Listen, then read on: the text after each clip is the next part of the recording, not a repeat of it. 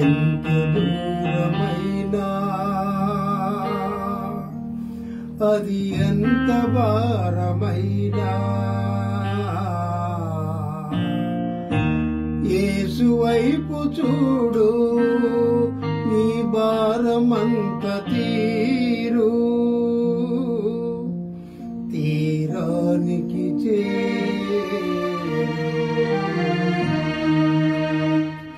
ఎంత దూరమైనా అది ఎంత భారమైనా, ఎంత దూరమైనా అది ఎంత భారమైనా యేసు వైపు చూడు, నీ భారమంత తీరు, తీరానికి చేరు. ఎంత దూరమైనా నడచి నడచి అలసిపోయినావా, నడువలేక సొమ్మసిల్లి నిలిచిపోయినావా, నడచి నడచి అలసిపోయినావా, నడువలేక సొమ్మసిల్లి నిలిచిపోయినావా, కలువరి గిరిదనుక సిలువ మోసిన నజరేయుడేసుని ముందు నడువగా, యేసు వైపు చూడు, నీ భారమంత తీరు, తీరానికి చేరు.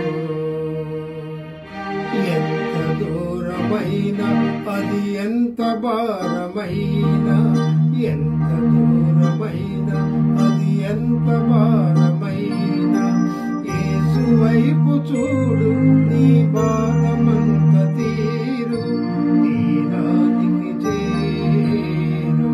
ప్రకటన గ్రంథం 4:8 కూడా చూస్తే చూడండి, ఈ 4 జీవుల్లో ప్రతి జీవికి 6 రెక్కలుండెను, అవి చుట్టూను రెక్కల లోపటను కనులతో నిండిను, అవి భూత వర్తమాన భవిష్యత్ కాలంలో ఉండు సర్వాధికారియు, భూత వర్తమాన కాలాల్లో ఉండే సర్వాధికారి దేవుడు నాకు ప్రభు పరిశుద్ధుడు పరిశుద్ధుడు పరిశుద్ధుడు అని మానక రాత్రింబగళ్ళు గాన ప్రతిగానాలు చేస్తున్నాయి.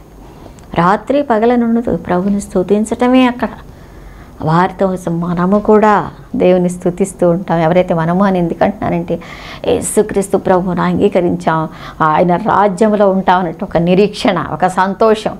పరలోక రాజ్యం గురించి మరి ధ్యానం చేస్తున్నప్పుడు నాకు చాలా సంతోషం కలిగింది. అబ్బో ఎంత గొప్ప రాజ్యాన్ని దేవుడు నాకు ఇచ్చాడు. కనుక ప్రేమేంటంటే వాళ్ళారా, మీరు కూడా ఆ రాజ్యమును కలిగి ఉండాలని ఆశతో నేను మీకు బోధించడానికి వచ్చాను. ఇక్కడ దేవుని వాక్యం చూస్తే ఏమనుందంటే, ఇక్కడ ఆయన దగ్గరంట ఎప్పుడు స్తుతిస్తూనే ఉంటామంట. ప్రకటన 7:10 కూడా చూస్తే ఇక్కడ మనం ఎప్పుడు కూడా ప్రభువుని స్తుతిస్తామని దేవుని వాక్యం సెలవిస్తూ ఉంది. ఆ 24 పెద్దలను సింహాసనమందు ఆసీనుడయుండు అని ఎదుట సాగిలపడి యుగ యుగములు జీవించున్న వానికి నమస్కారము చేయుచు, ప్రభువా మా దేవా, నీవు సమస్తమును సృష్టించితివి, నీ చిత్తమును బట్టి అవి ఉండెను, దానిని బట్టి సృష్టింపబడను గనుక నీవే మహిమ ఘనత ప్రభావములు పొందనర్హుడు అని చెప్పుచు తమ కిరీటాలను సింహాసనం మీద పడవేసి స్తుతిస్తున్నారంట పెద్దలు. 24 పెద్దలు. ప్రేమేంటంటే వాళ్ళారా, అక్కడ దేవుణ్ణి స్తుతిస్తూ ఉంటాము. పరలోక రాజ్యంలో ఆయన ఎప్పుడు స్తుతి ఆరాధన మహిమ ఘనత ప్రభావములు జరుగుతూ ఉంటాయి. అంతేకాదు అక్కడ చూస్తే చూడండి, ప్రకటన 21:3 కూడా చూస్తే దేవుని వాక్యంలో ఏమని రాయబడి ఉందంటే చూడండి, అయితే దేవుడు అక్కడ ఆయన స్తుతించడమే కాకుండా ఆయనే మనకు అక్కడ నివాసం ఏర్పాటు చేస్తారు. ఆయన మనతో ఉంటారు. చూడండి ఇక్కడ చూస్తే నిత్యమైన నివాసం, ఇంకా ఎప్పుడు పోయిందనమాట. ఎప్పుడు ఆయనతోనే ఉంటాం అనుకున్నాం కదా, ఎటర్నల్ లైఫ్ అనుకున్నాం కదా. కాబట్టి నిత్యమైన నివాసాన్ని మనకి ప్రభు ఇవ్వటానికి సిద్ధపడుతూ ఉన్నారు. ఇచ్చారు, ఆల్రెడీ పొందుకున్నాం. పొందుకొని వారి కోసం ఎంతో మరి భారముతో నేను మీకు తెలియజేస్తూ ఉన్నాను. పొందుకోవాలి అని చెప్పేసి చూడండి, యోహాను రాసిన సువార్త 14వ అధ్యాయంలో చూస్తే ఉండి అక్కడ నివాసాల గురించి మనం మాట్లాడుతాం. మనం ఈ లోకంలో ఏంటి పెద్దవాళ్ళం అయిపోయాం, పెళ్ళిళ్ళు అయిపోయినాయి, ఉద్యోగాలు వచ్చినాయి, చక్కగా ఏదో ఒక మంచి ఇల్లు కొనుక్కోవాలి, ఏదో ఒక ఇల్లు కావాలా.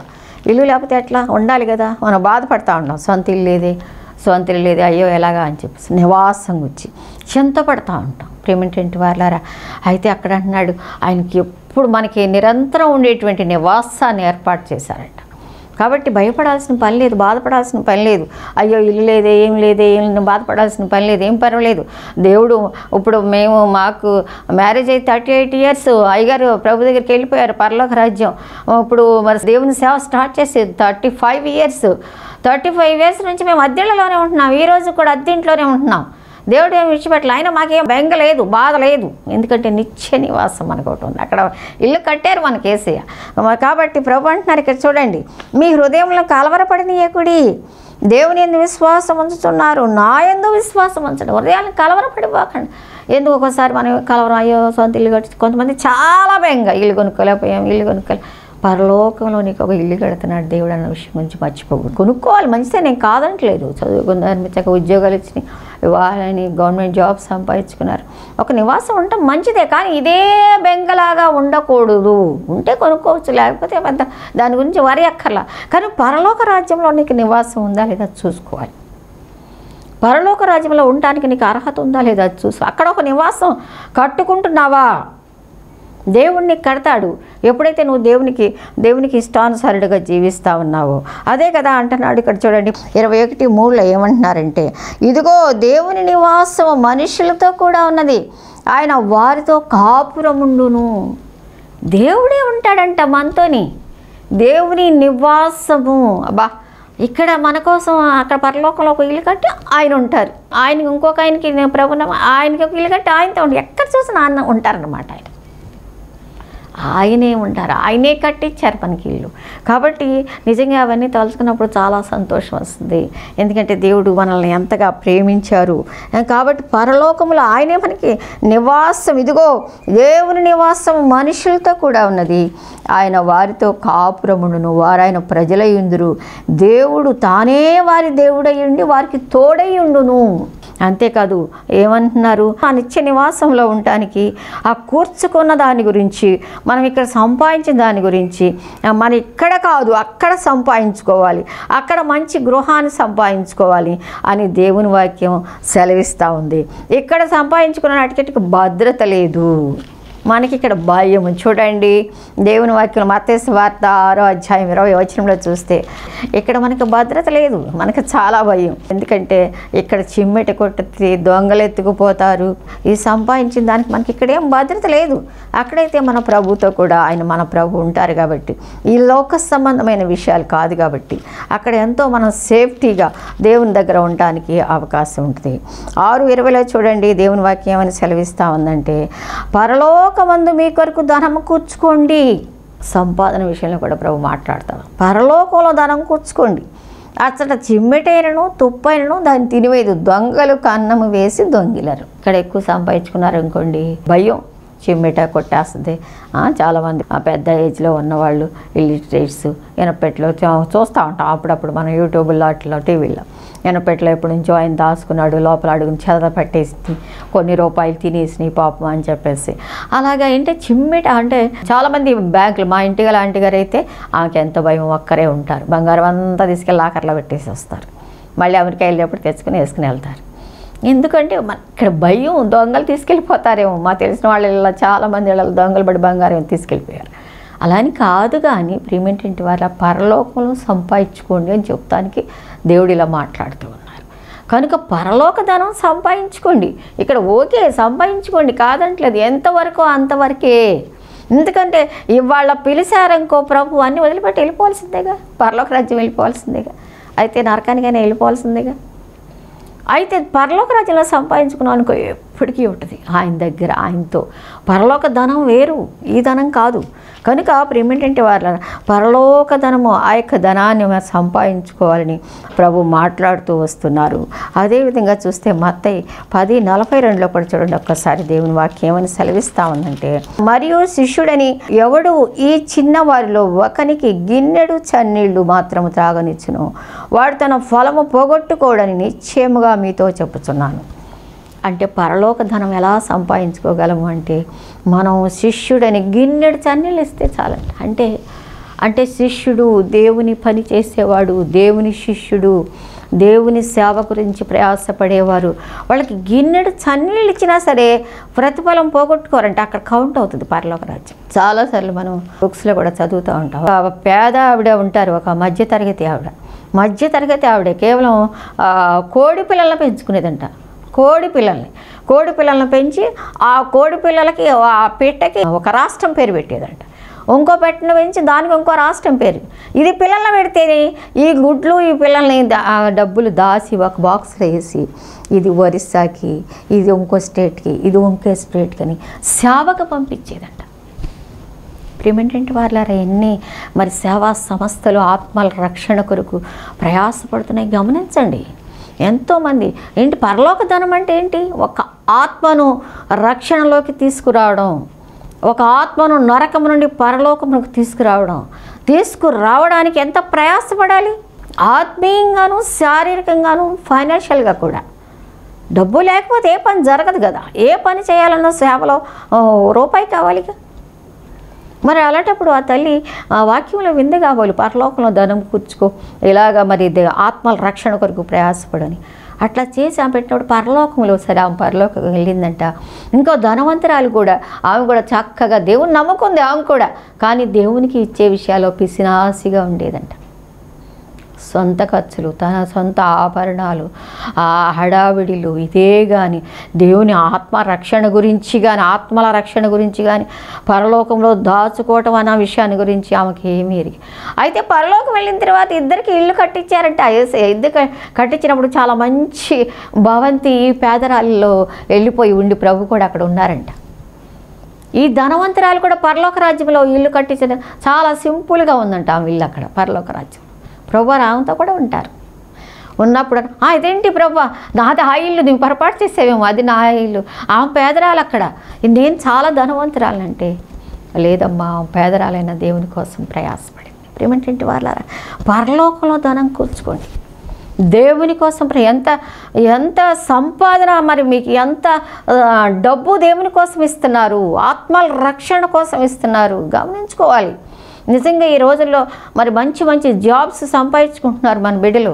ఎంతెంతో ఎంత కంఫర్ట్సే కానీ, ఎంత మరి ఇదే కానీ దేవుని పని కొరకు, ఆత్మల రక్షణ కొరకు సంఘానికి ఎంతవరకు ఇస్తున్నాను, సువార్త సేవకి ఎంతవరకు ఇస్తున్నాను, ఆత్మల రక్షణ కొరకు ఎంతవరకు ఇస్తున్నాను, ఇదిగో ఈ ఖర్చు తగ్గించుకుని ఇదిగో ఆ సేవకి ఇద్దాము, ఇదిగో ఈ ఖర్చు తగ్గించుకుని ఆ సేవకి ఇద్దాము. అయ్యో ఆత్మలు రక్షించబడతాయి కదా, ఒక ఆత్మ నరకం నుండి పరలోకం దాటింపబడతారు కదా, అయ్యో నేను చేయలేకపోతున్నాను, వారు చేస్తున్నారు కదా, మనం సహకరిద్దామనంటే మనసు ఎంతమందికి ఉంటుంది గమనించుకోండి.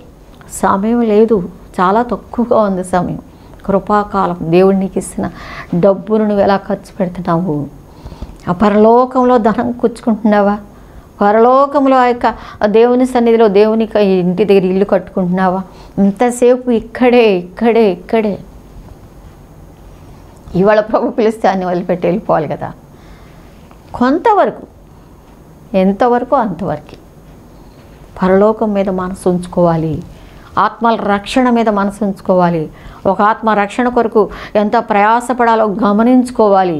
ఏది చేయాలన్నా, సువార్త సేవ చేయాలన్నా, బైబిల్ ప్రింట్స్ అవ్వాలన్నా, మరి ఆయా రకాలుగా చూడండి. నిజంగా విశ్వవాణి వారేంటి, అయ్యమ్మ వాళ్ళేంటి, ఎఫ్ఎంబీపీ వాళ్ళేంటి ఎంతో మరి సమర్పించుకుని కొండల్లో, గుట్టల్లో, లోయల్లో మరి వెళ్ళి పరిచర్య చేస్తూ, భాష రాకపోయినా డాక్టర్స్ సమర్పించుకుని అక్కడికి ఆ ప్రజల దగ్గరికి వెళ్ళి ఆ పని చేస్తూ, మరి ఇక్కడ డాక్టర్ పెట్టుకుంటే ఒక రోజుకి 10,000 రూపాయలు వస్తాయి కదా ఆయనకి సాయంత్రం అయ్యేపాటికి. కానీ వాళ్ళు ఏం రిక్త హస్తాలు ప్రభు కోసం సమర్పించుకుని చదువుని కూడా మరి అక్కడ వాళ్ళకి బతకడానికైనా మనం జీతం ఇవ్వాలి కదా వాళ్ళు.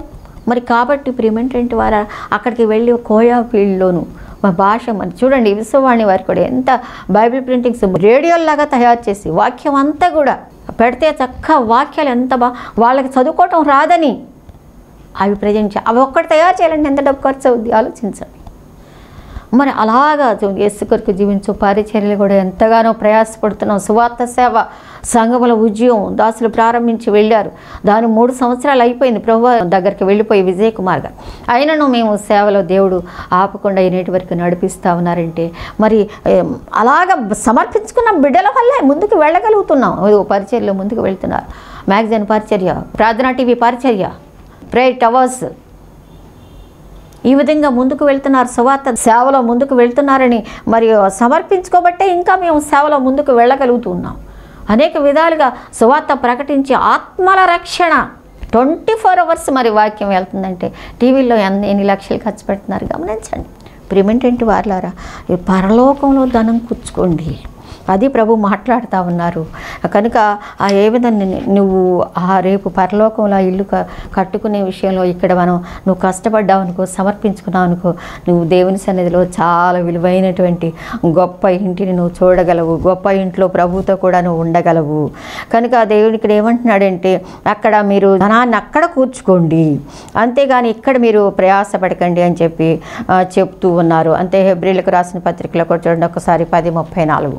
ఏలైనగా మీరు ఖైదులో ఉన్న వారిని కరుణించి మీకు మరి శ్రేష్టమైనది స్థిరమైనది నేను స్వాస్థ్యమున్నదని ఎరిగి మీ ఆస్తి కోల్పోవటకు కూడా సంతోషంగా ఒప్పుకుంటున్నారు. ఎందుకంటే అక్కడ మనకు బహుమానం ఉంటుంది, అక్కడ మనకి బహుమానం ఉంటుంది. ఇక్కడ దేవునికి ఇల్లు ఉంటుంది. దేవుని ఇంట్లో ఆయన స్తుతిస్తూ ఉంటాము. ఆయన మనతో కాపురం చేస్తారు, ఆయన మనతో ఉంటారు. అంతేకాదు అక్కడ మంచి నివాసం కట్టుకోవాలని తెలియజేశాము. ఎలాగా అక్కడ మంచి నివాసం కట్టుకోగలము అంటే ఇక్కడ మనం కొంత కోల్పోవాలి, కొంత విడిచిపెట్టుకోవాలి, కొంత అక్కడ కోసం హెచ్చించాలి. దేవుని పని కోసం మనం మాట్లాడుకుంటూ వచ్చాము. అలా చేసినప్పుడు అక్కడ మనకి భద్రత ఉంటుంది. అంతేకాదు అక్కడ మనం బహుమానం సంపాదించుకుంటాం. దేవుని వాక్యంలో ఏమని సెలవిచ్చిందంటే వీళ్ళు ఏంటంటే సమర్పించుకున్నారు, దేవుని కోసం మరి అర్పించుకున్నారు, కనుకనే దేవుని దగ్గర కొంత బహుమానం పొందగలిగారు అని మనం దేవుని వాక్యంలో చూసాము. అదేవిధంగా ఇక్కడ కూడా చూస్తే హెబ్రీయులకు రాసిన పత్రికలో 10:34 ఏలైనగా మీరు ఖైదులో ఉన్న వారిని కరుణించి మీకు మరి శ్రేష్టమైనది స్థిరమైనది స్వాస్థ్యం, శ్రేష్టమైన స్థిరమైన స్వాస్థ్యం అక్కడ ఉందని ఖైదులో ఉన్నవారు. ఖైదులో అంటే ఇక్కడ పాపం అనే సంఖ్యలలో కట్లలో పాపముని చూడండి. మనం బయటకు వెళ్ళి చూస్తూ ఉంటే ఎంతమంది దేవుని ఎరగకుండా ఉంటున్నారు. ప్రేమేంటి వారిని చూసినప్పుడు మనకు చాలా బాధేస్తుంది. వాళ్ళు ఒకరిచ్చే మనకంటే వాళ్ళు చక్కగా ఉన్నతమైన స్థితిలో ఉండొచ్చు, మంచి జాబ్లో ఉండొచ్చు, మనకంటే బాగుండొచ్చు, మంచి స్థితిలో ఉండొచ్చు. కానీ అయ్యో మరి ఏంటి వాళ్ళ భవిష్యత్తు ఏంటి అని ఆలోచించి మనకు చాలా వేదన కలుగుద్ది. కనుక ఖైదులో ఉన్నారు, వాళ్ళకి నిరీక్షణ లేకుండా బంధకాల్లో ఉన్నారు, పాపములో ఉన్నారు. వాళ్ళ గురించి మనం చూసినప్పుడు ఏలైనగా మీరు ఖైదులో ఉన్న వారిని కరుణించి మీకు మరి శ్రేష్టమైనది స్థిరమైనది అయిన స్వాస్థ్యము ఉన్నదని ఎరిగి మీ ఆస్తి కోల్పోవటకు సంతోషముగా ఒప్పుకుంటుంది.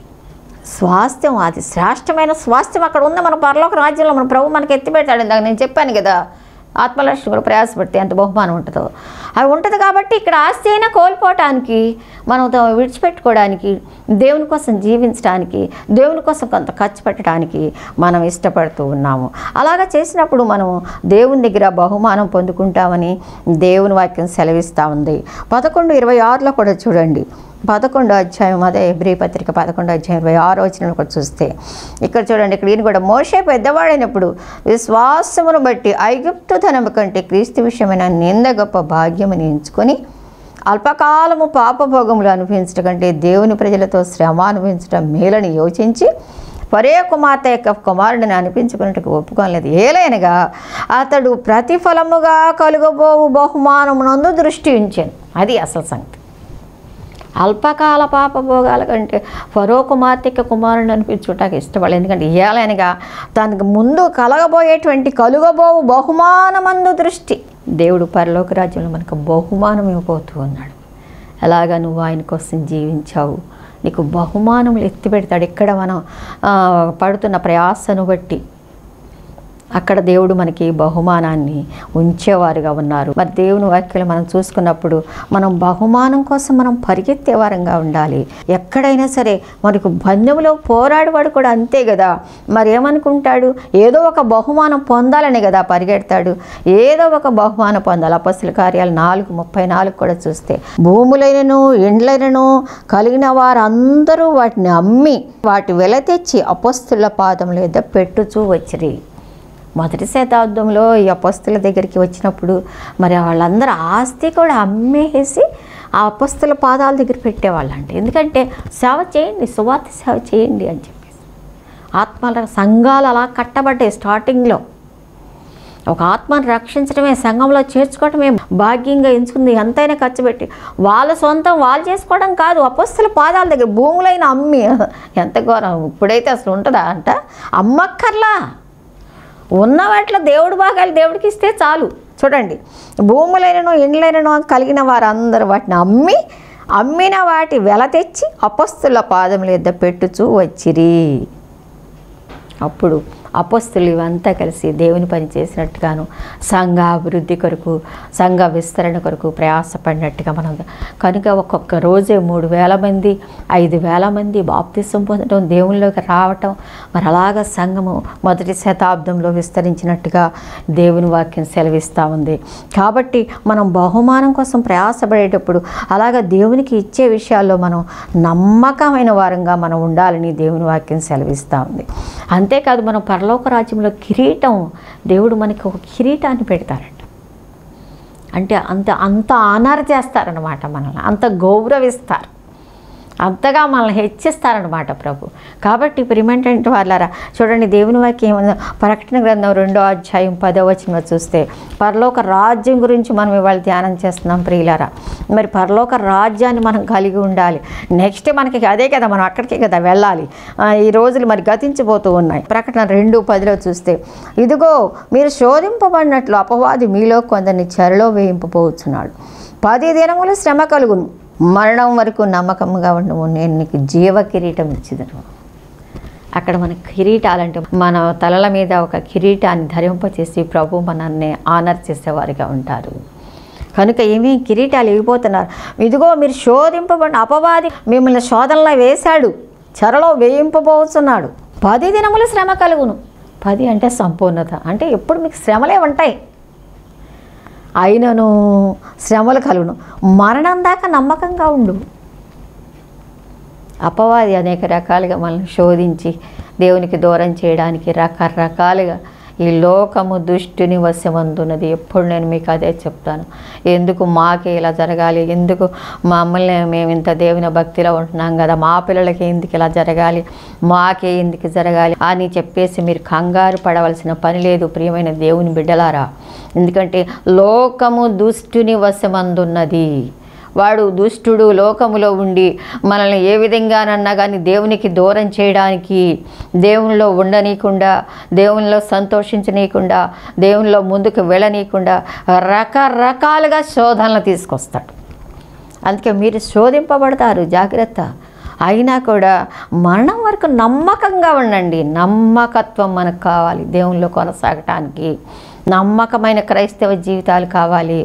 మరి ఇక్కడ ఇంట్లో ఒక రకంగా, బడిలో ఒక రకంగా, కాలేజీలో ఒక రకంగా, బయట ఒక రకంగా, లోకంలో ఒక రకంగా ఉండకూడదు. ఎక్కడున్న ప్రభు, మన ప్రభువుకి నమ్మకంగా, ప్రభు ఆ యొక్క కనుదృష్టి లోకమంతా సంచారం చేస్తాం.